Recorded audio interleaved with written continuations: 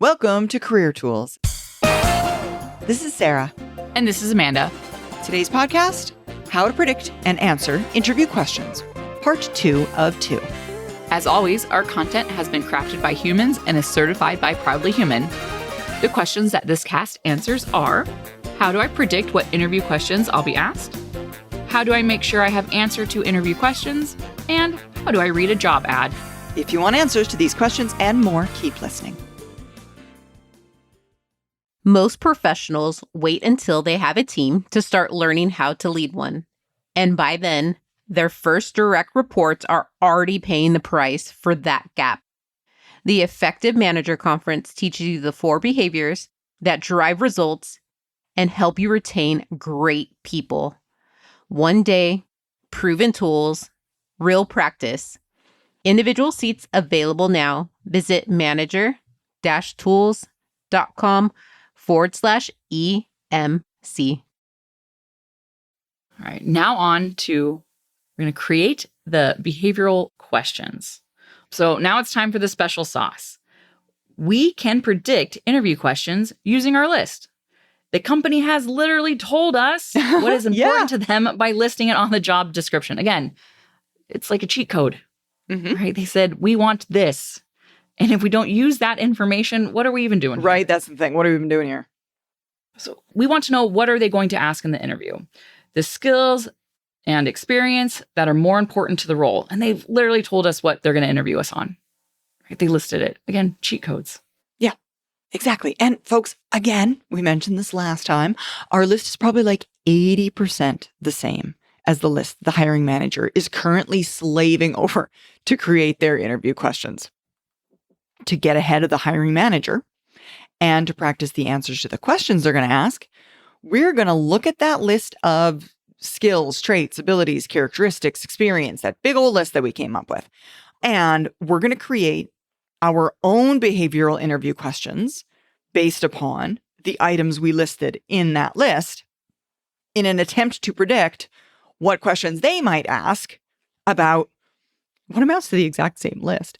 Because they gave it to us, we can now use it as, using Amanda's words, a cheat code. And we're going to create, I'm going to emphasize this, a behavioral interview question or questions, because we know from our experience that all good companies use them. Yes. And anyone that we have talked to about hiring practices, if they're not using behavioral questions to get the information that they need from interviewers, what are they even doing there, right? We actually have a podcast on behavioral interview questions for anybody that's out there being like, why? Why is that true? Why do professional companies all use behavioral interview questions? I don't know the name of the podcast off the top of my head. Do you, Amanda? No. Okay. Sorry. Maybe I should have done some research. Shoot, I know. I'm going to make sure that I put the link to that podcast at the bottom of these show notes so that you folks have them, so that you know why we recommend why professional organizations use behavioral interview questions. In short, it's because the single best predictor of a person's future behavior is their past behavior. But that's very, very short. So go listen to that podcast if you want more information about the why. Even shorter. We just want to make sure that they can do the thing we want them to do. Yeah, really good. That's exactly it. Yeah. That's exactly it.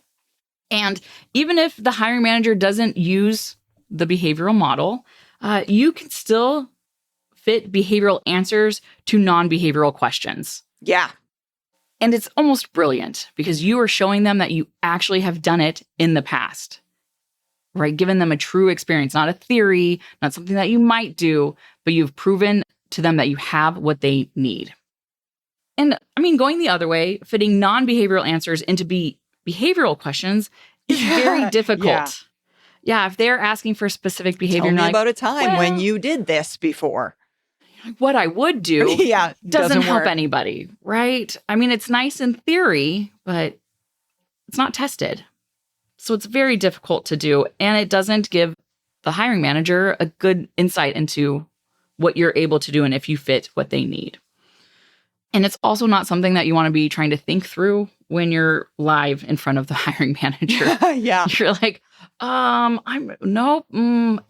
hesitation also gives away that you might not have the experience that they need. Yeah, even if you do, that's the silly part, right? Like, Yeah. even if you do, the thing is, yeah, if you're not prepared for these behavioral interview questions and they ask one, if you've not thought through it, it can take some minutes or some seconds for your brain to think through how to make this into a behavioral interview question. So that's why we'd recommend you start here, right? Just practice responding in this way, because then you don't have to create your idea live in front of an audience in an interview when you're already stressed out and concerned. Yeah.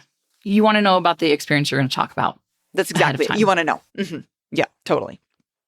So folks, again, we've got podcasts on behavioral interview questions, but in short, they consist of 3 parts.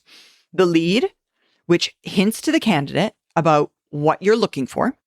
The question, which is always open-ended. And then the actual behavior the interviewer is looking for. It's kind of like the lead, but restated in question format. You don't have to get all 3 parts to be able to work your prediction that has come up with your proposed answer or your optional answer. Instead, you can just take the skill and put, tell me about a time before it, and that might get you close enough to coming up with the answer you're looking for. And no one's going to see these questions. So just saying the same thing, just getting that process, that kind of framework in your head so you can insert the answer way easier. So for example, I'm going to list a bunch. So tell me about a time you were a program manager. Tell me about a time you managed an implementation project. Tell me about a time you managed a project affecting 20,000 employees. Tell me about a time you managed a large project. Tell me about a time you managed a multi-site project. Tell me about a time you managed a multi-language project. Tell me about a time when you managed a complex project, etc. etc. I think I listed all the bullet points, right? Sorry, I should have said and. Right? Yeah. So yeah, folks, I mean, as you can see, all Amanda did was take that list of behaviors. I mean, she didn't do all 20 or whatever we got up to by the end, but just putting tell me about yourself in front of all of those different bullets we were mentioning earlier. Oh, tell me about a time. Yeah, tell me about a time. Kicks you off in that direction. Now, you might put, we would recommend you put successful or successfully into the sentence, whichever one fits best. So Amanda said, tell me about a time when you were a program manager. We would change that to, tell me about a time when you were a successful program manager. Or to continue the list, tell me about a time you managed an implementation project successfully. Tell me about a time you managed a project affecting 20,000 employees successfully. Tell me about a time when you managed a large project successfully. Tell me about a time when you managed a multi-site project successfully. Tell me about a time when you managed a multi-language project successfully. Tell me about a time when you managed a complex project successfully, and etc. Throughout our list, we're essentially just adding tell me about yourself and successful or successfully into it to turn it into a question. And we can say with confidence that these will be at least some of the questions that are going to be asked in the interview. Even if the interviewer doesn't use behavioral questions, they're still going to ask about the same skills that we've been listing because they're the most important skills in the job, or else they would not have made the ad. That's exactly it. They would have written different words in the ad. If they do not ask you about the things that they listed in the post, I would be concerned about what they're really interviewing for. Touché, friend. Agreed. Right? And you can almost certainly use a list as the basis for other jobs that you're interviewing for because important skills are going to be similar. If you're applying to multiple jobs that'll have the similar descriptions, you only have to do this once because, again, if we can get 80%, the skills are going to be pretty similar and you have really good examples. Let's use it again. Yeah, that's a really good point, Amanda. Actually, that kind of reminds me a little bit of the career management document that we talk about in our podcast on systemic career documentation podcast. And I mean, if you're in the depths of interviewing, if you will, and many of the roles that you're interviewing for are manager-esque, if you will, leading a team of people, why wouldn't you have a list of behaviors that you think managers engage in, and then the optional way that you answer them, the examples that you tend to use for communication, for example.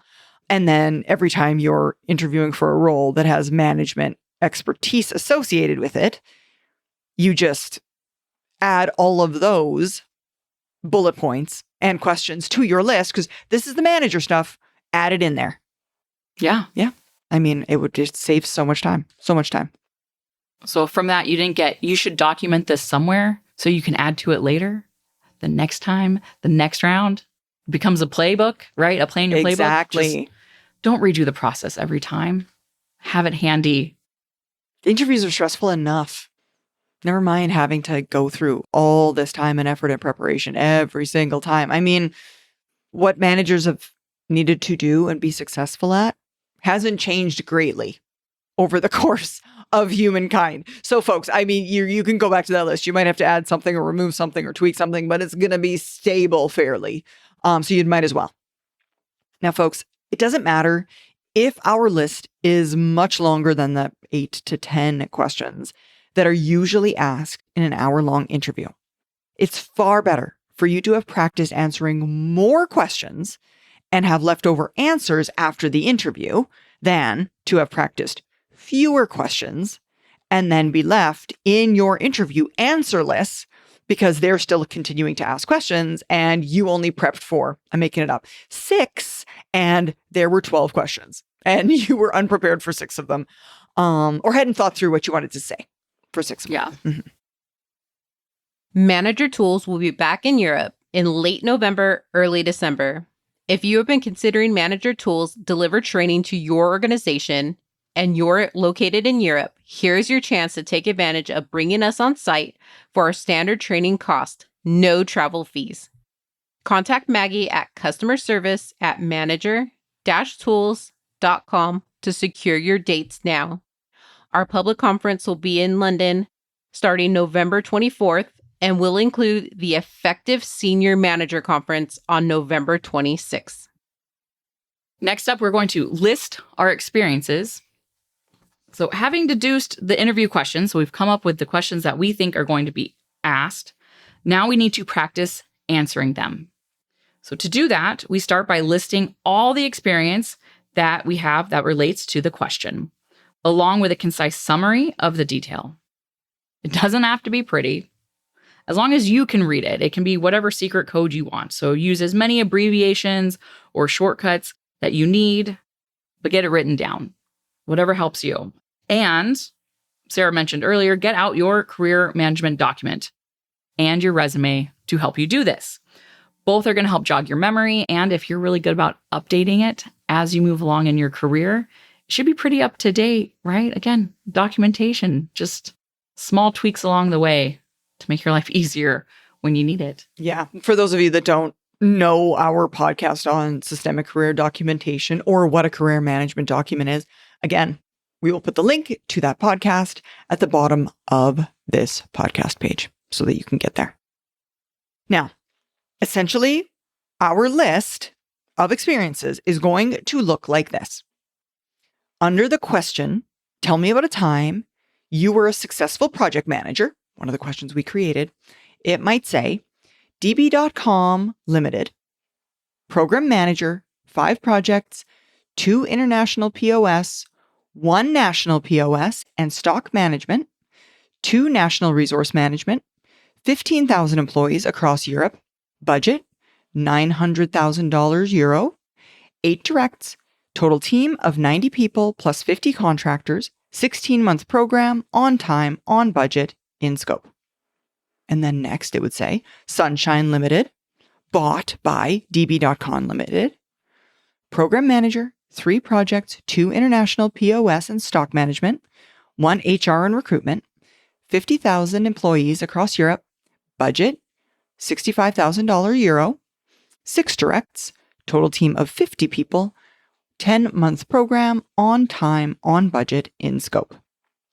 So you're probably going to have noticed, now that I've read that out loud, that was very abbreviated. It wasn't very clear. These aren't full sentences. Going back to what Amanda said, they're abbreviations, they're shortcuts. Those of you hearing it might have struggled to really paint a very clear picture in your mind of what that person actually did in those roles, which is okay. Because the only person that needs to understand what is written there is the person who is preparing for the interview. They're the one with the experience. Them having notes that are fairly abbreviated, fairly short, not overly complex and clear will be enough for the person who is practicing, the candidate in this case, to come up with that answer off the top of their head. Whereas a complete stranger seeing those exact notes might not be able to make anything of the gobbledygook that I just read out loud. Yeah, I would say don't over abbreviate it too much. So if a year from now, you go back good one. You're like, oh, my shorthand was awesome. I have no idea what it means, right? This is automatically encrypted. Perfect. Yes. Don't know what this says. And I'll do one more of those, just so that we have another example of this list your experience. Another one of the questions that we came up with was, tell me about a time you managed a team successfully. So underneath that, I've got db.com Limited, total team 90 plus 50 contractors, O3's feedback, coaching, delegation according to model learnt, 80% employee engagement on Gallup, most successful manager on 360 review, turnover 5%, all managers who moved on to bigger roles. Again, pretty abbreviated. This one, I think if you're a Manager Tools community member and you're familiar with our guidance on one-on-ones and feedback and coaching and delegation, some of that probably made a bit more sense to you. But yeah, same thing. Really abbreviated. Just a way to remind that person who is studying, preparing to answer questions of that specific experience, that specific example they want to use in response to that question. All right. Now, what we're going to do next is we're going to take all of that information and we're going to turn it into an answer.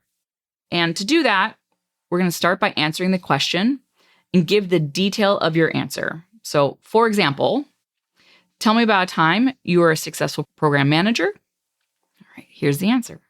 In my current role, I have been program managing 5 projects.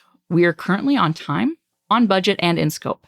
This program affects 15,000 employees across Europe with a budget of 900,000 euro. The program consists of 5 interrelated projects, 2 for international point of sales across Europe, 1 point of sale in stock management in the UK, and the implementation of resource management in our 2 new countries, Slovenia and Croatia. That's a pretty solid answer. Mm-hmm. And hopefully they'll ask some questions so you can expand on it. Right. Well, and that's also just the kickoff to the answer, right? There's a couple more paragraphs, like, let me give you some detail. I believe I've been successful because, like, you can expand on that, but that's kind of the core, right? Like, that's if they don't ask the question, you expand on it, right? If they're just looking, you're like, I got more. Wait, I have more. Yeah. See, as you can see, like, I mean, again, if you're a licensee, you can print these out and that would be ideal for you. We're just kind of building upon this job ad over the course of time till we came up with that answer. All right, let's do one more example for you all. It is, tell me about a time you managed a team successfully.